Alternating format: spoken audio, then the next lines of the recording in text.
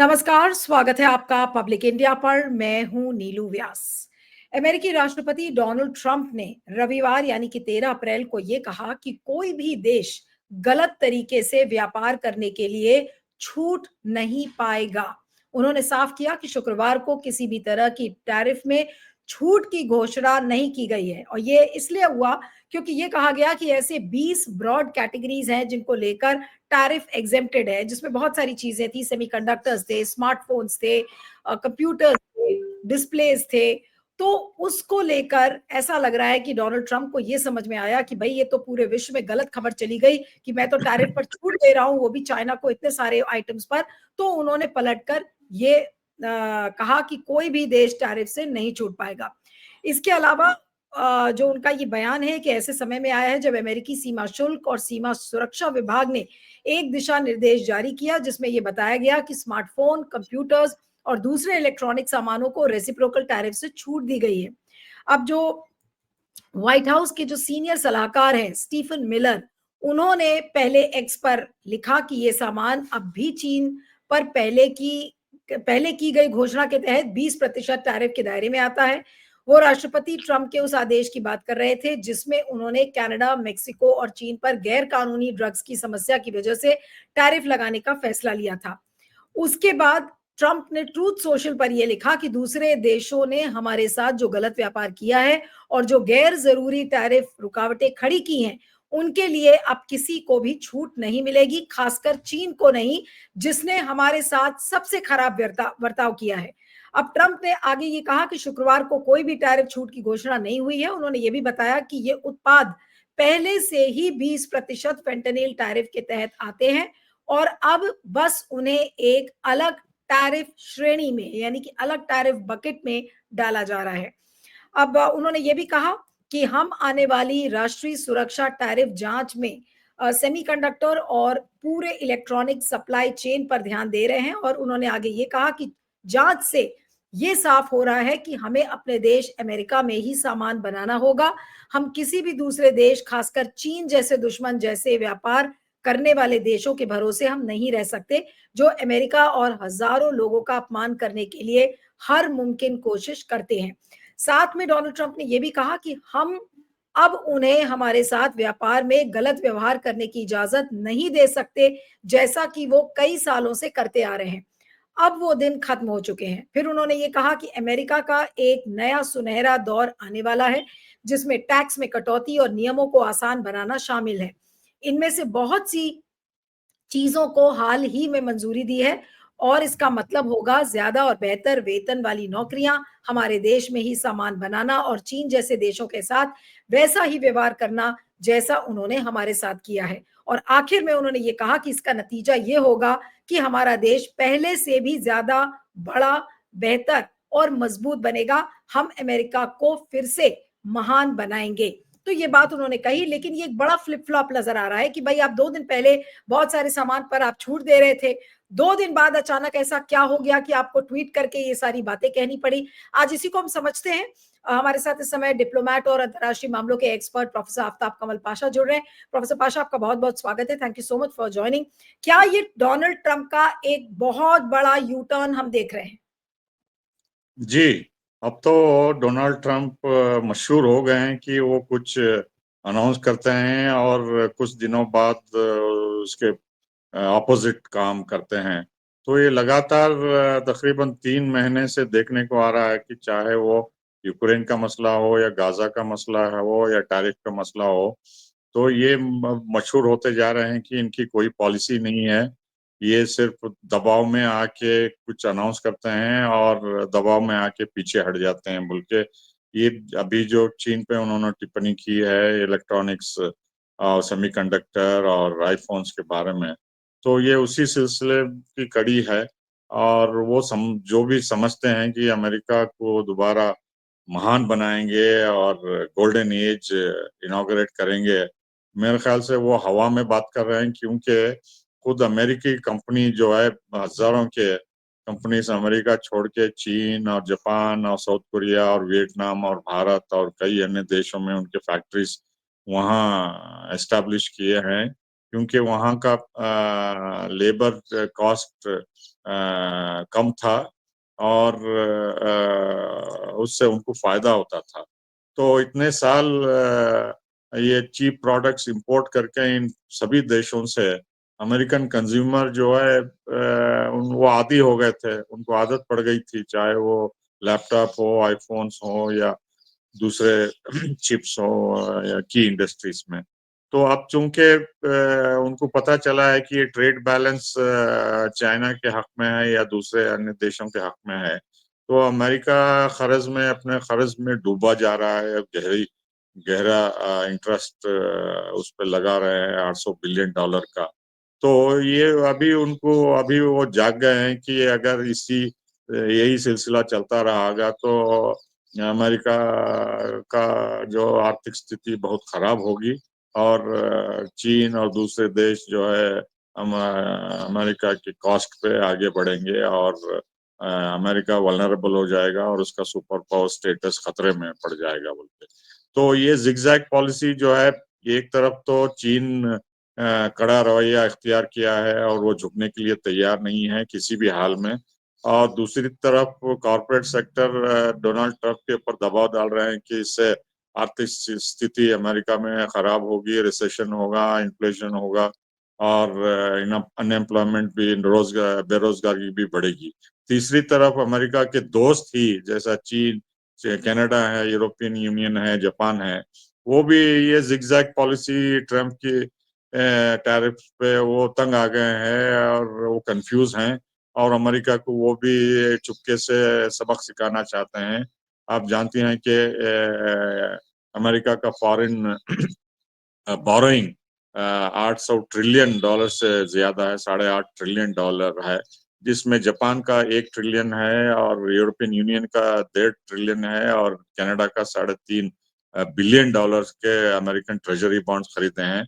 और अपनी नाराजगी बताने के लिए ये तीनों गुट जो है धीरे धीरे अमेरिकन गवर्नमेंट बॉन्ड्स जो है वापस कर रहे हैं, लौटा रहे हैं और जिसकी वैल्यू कम होते जा रही है और जिसकी वजह से अमेरिका जो पैसे ये लोग इन्वेस्ट करते थे ये देश, तो उससे मिलिट्री बजट और सोशल सिक्योरिटी और टैक्स रिलीफ वगैरह सब अमेरिका करता था। तो अब चूंकि अपने दोस्त ही जो है नाराज होके ये खर्च देने के लिए तैयार नहीं है, तो ये इससे काफी बड़ा धक्का पहुंचा है ट्रंप को अपने कॉर्पोरेट फ्रेंड्स और चीन के अलावा। तो वो मजबूर हुए कि ये टैरिफ रिलीफ या पॉज करने के लिए, लेकिन फिर भी वो बताना चाहते हैं कि वो टैरिफ पे अड़े हैं, किसी हाल में वो नरमी बताने के लिए तैयार नहीं है बोल के। लेकिन वो जैसा जैसा डोमेस्टिक प्रेशर और कॉर्पोरेट प्रेशर और चाइना का अनयील्डिंग पोजीशन, डिफाइंड पोजीशन रहेगा, तो ये जिगजैग पॉलिसी उनकी चलते रहेंगी, क्योंकि ये ऐसे जकड़े गए हैं उनके प्रॉमिसेस कि अमेरिका को महान बनाना और गोल्डन एज बनाना, और उन्होंने जो जनता को वादा किया था, तो वो उसके वादे को निभाने के लिए कड़े कदम उठाना होगा, जो उठाना चाहते हैं लेकिन फंस लेकिन गए हैं वो। प्रोफेसर पाशा, जो चीज मुझे समझ में नहीं आ रही है कि ये जो 20 ब्रॉड कैटेगरीज थी जिसमें स्मार्टफोन्स थे, डिस्प्लेज थे और सेमीकंडक्टर्स थे, उन आइटम्स पर अमेरिका टैरिफ एग्जेम्प्ट कर रहा है या नहीं कर रहा है, या उन पर अभी भी टैरिफ लगेगा, ये चीज क्लियर नहीं हुई है। उन्होंने लंबा सा चौड़ा सा एक ट्रूथ सोशल पर लिख तो दिया है, लेकिन वो चीजें क्लियर नहीं हुई है बहुत ज्यादा कि भाई आप चाइना के उन आइटम्स पर आप टैरिफ लगाएंगे या नहीं लगाएंगे। देखिए 20% टैरिफ तो वो फेंटेनिल के वजह से वो लगाए तो हुए लगा ही हैं। है।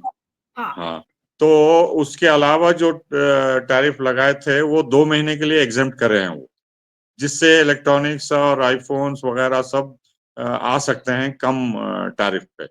तो ये छूट उन्होंने दी है। वो जो कॉमर्स सेक्रेटरी के स्टेटमेंट से पता चलता है कि ये जो ट्रंप कल बयान दिए हैं, वो कॉन्ट्राडिक्ट करता है जो सेक्रेटरी ऑफ कॉमर्स जो बोल रहे हैं।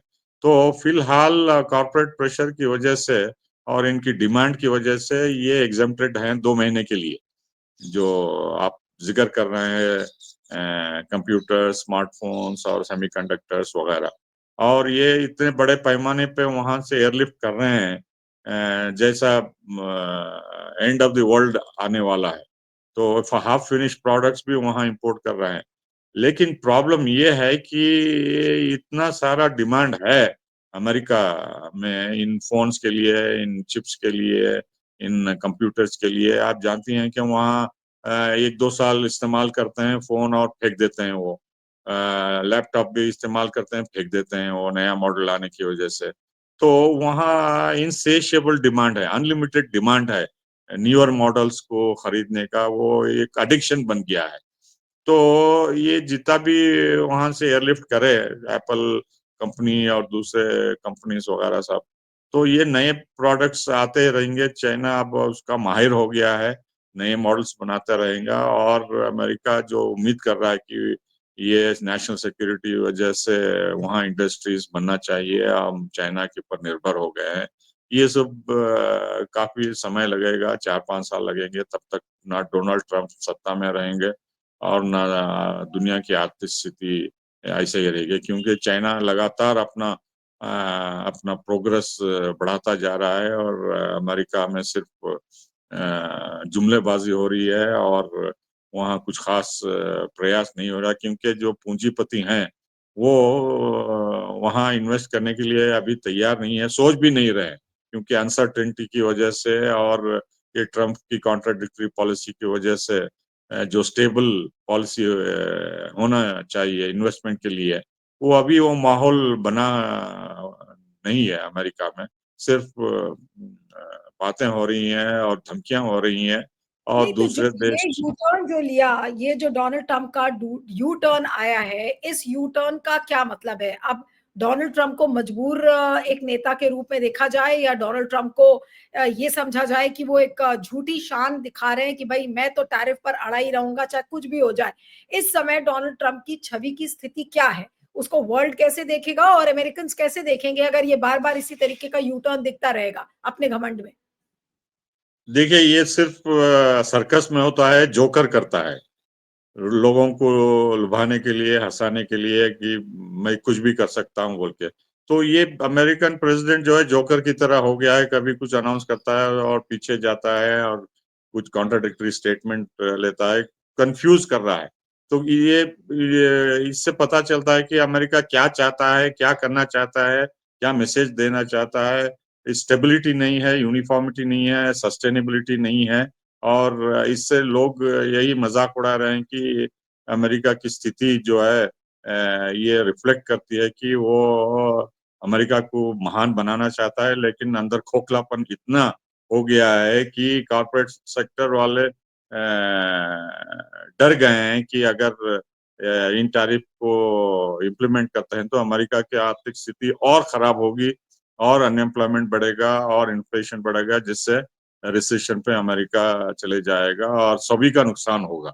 ये नहीं, नहीं कि लेकिन सिर्फ मुझे जनता समझ में नहीं आता कि सफर करेगी। डोनाल्ड ट्रंप का कॉन्फिडेंस आप देखिए, अब वो झूठा कॉन्फिडेंस है या लोगों को दिखाने के लिए है? क्योंकि उनको भी समझ में आ रहा होगा कि भाई हम इतने दिनों से जो टैरिफ की बात कर रहे हैं वो एक्चुअली में अमेरिका ग्रेट का प्रोग्राम नहीं है, वो तो एक डिजास्टर की तरफ बढ़ रहा है।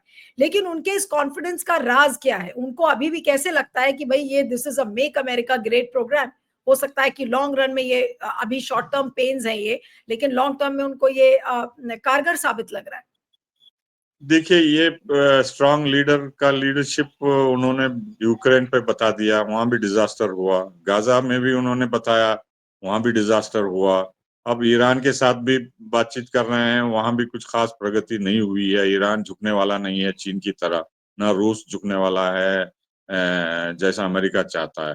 तो ये डरा धमका के जैसा बिजनेसमैन करता है अपने फायदे के लिए, बार्गेनिंग कैपेसिटी बढ़ाने के लिए उन्होंने सब प्रयास कर लिया।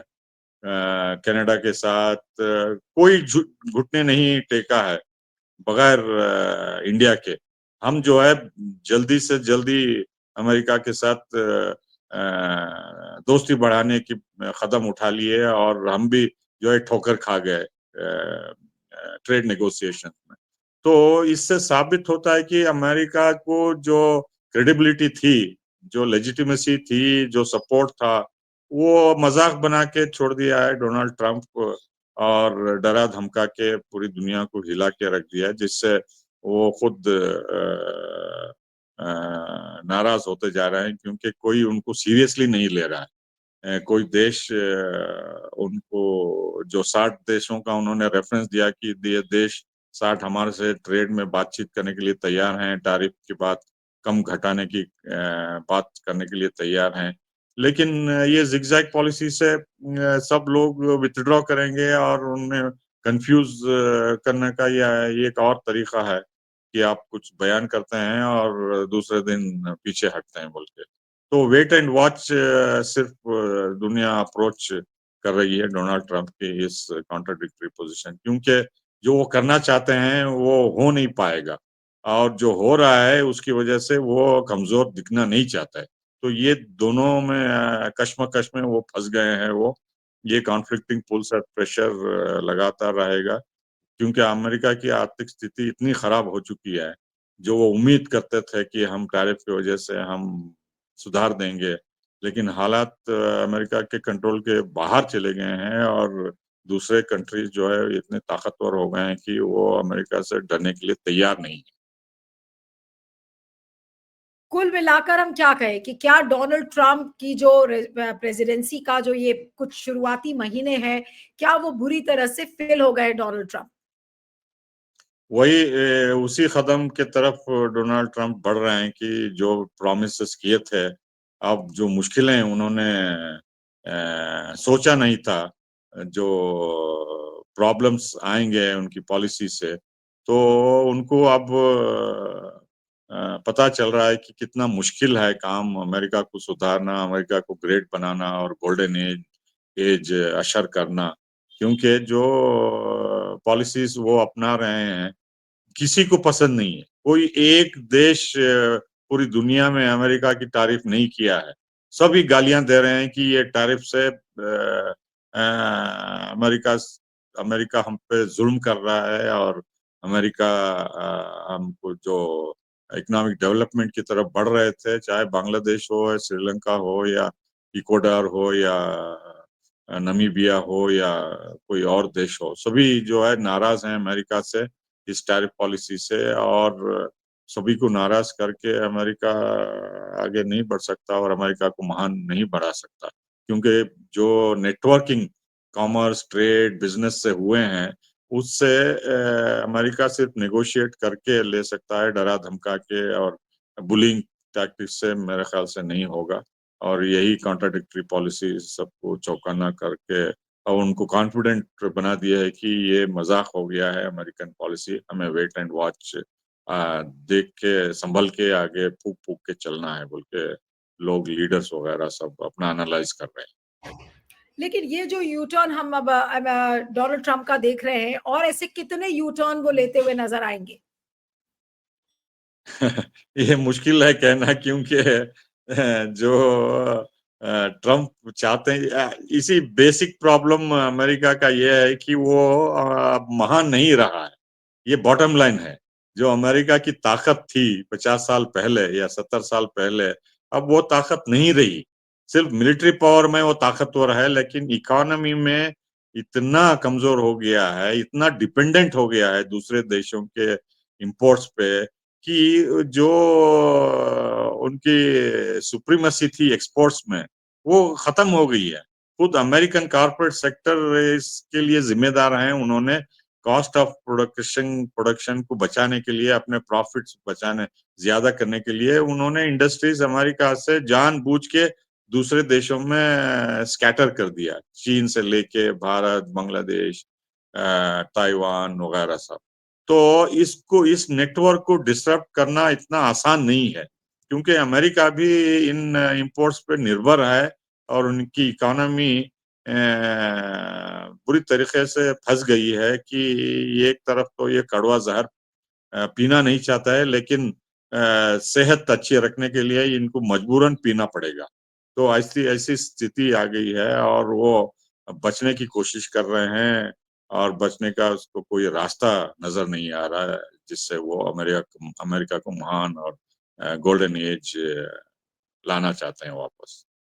नहीं, लेकिन एक आखिरी सवाल आपसे करूंगी प्रोफेसर पाशा कि क्या इस पूरी चीज में चाइना ने ये साबित कर दिया कि आज चाइना अमेरिका के ऊपर हो गया है, यानी कि इस समय जो डोमिनेंट पोजीशन में चाइना ज्यादा नजर आ रहा है और चाइना डोनाल्ड ट्रंप से ज्यादा बड़ा दिख रहा है। जी, चाइना सिर्फ ये साबित करके नहीं बताया है, लेकिन उसका नेटवर्क अगर आप देखें 130 देशों से ज्यादा है। और अमेरिका की तरफ अगर आप तुलना करें तो कौन सा देश अमेरिका के टैरिफ को वेलकम किया है? कोई नहीं। तो जो दबदबा चीन का है एक्सपोर्ट्स में, मैन्युफैक्चरिंग सेक्टर में, और जिस तरीके से वो कॉस्ट बेनिफिट एनालाइज करके एक्सपोर्ट कर रहा है, तो ये प्रोडक्ट्स कहीं नहीं मिलेंगे, ना अमेरिका से, ना यूरोप से, ना कहीं। तो चीन का दबदबा और उसका कमांडिंग पोजीशन एक्सपोर्ट्स में, मैन्युफैक्चरिंग सेक्टर में वो बढ़ता जा रहा है, और इसको कोई देश मैच नहीं कर सकता है, ना अमेरिका, ना यूरोप, ना कोई देश। तो अमेरिका को चीन ने ये साबित कर दिया कि आप चाहे कितना भी टैरिफ थोपें, हम इसके सामने झुकने के लिए तैयार नहीं है, हम डरने के लिए तैयार नहीं है, हम आखिरी दम तक इसको अपोज करेंगे और लड़ेंगे, और हम भी आपके प्रोडक्ट्स पे टैरिफ थोपेंगे बोल के मुंह तोड़ जवाब देने का अड़ा हुआ है। तो इससे साबित होता है कि चाइना का पोजीशन बहुत मजबूत है, और ये जिगजैग और पॉजिंग सब अमेरिका की तरफ उसका वीकनेस जाहिर करता है। इससे साबित क्लियरली है कि इकोनॉमिक पावर बैलेंस जो है शिफ्ट हो गया है अमेरिका से चीन और ईस्ट एशिया की तरफ। कुल मिला के बॉटम लाइन यही है कि चाइना आगे बढ़ रहा है, और इसकी धमकी से अमेरिका आगे पीछे हो रहा है, और उनको क्या करना है और कैसे फैसले लेना है, या उनको पता चल रहा है कि इससे उनका ही नुकसान होगा। उनके सलाहकार ही कॉर्पोरेट सेक्टर से बता रहे हैं कि इतना इतना नुकसान होने वाला है, चीन का कुछ खास नुकसान नहीं होगा। तो चीन का पल्ला भारी है इसमें। Thank you, Professor Pasha. Thank you so much for joining. Thank you.